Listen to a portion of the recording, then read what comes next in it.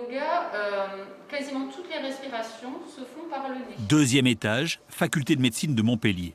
Émilie Titon dispense un cours de yoga à des étudiantes en première année. Objectif, lutter contre le stress et la pression qui pèsent sur ces corps.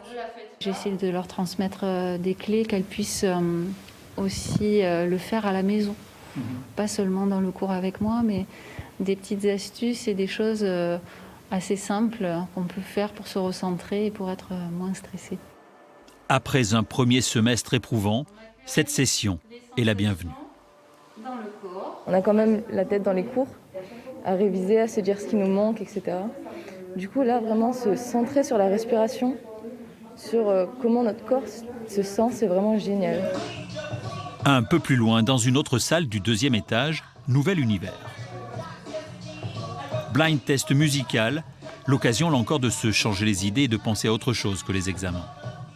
Je me rappelle, au début des examens, c'était difficile même de dormir en fait, parce que tellement tu avais peur pour les examens. Du coup, maintenant, si tu viens à des blind tests, tu te déstresses, tu rigoles un peu pour pouvoir travailler pour le second semestre.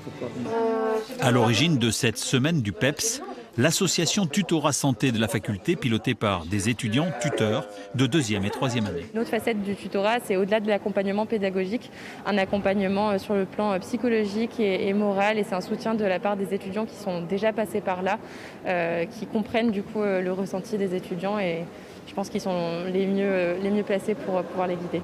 900 étudiants de première année de la faculté de médecine de Montpellier bénéficient chaque année du soutien de l'association. La PEPS Week est un moment fort de cet engagement.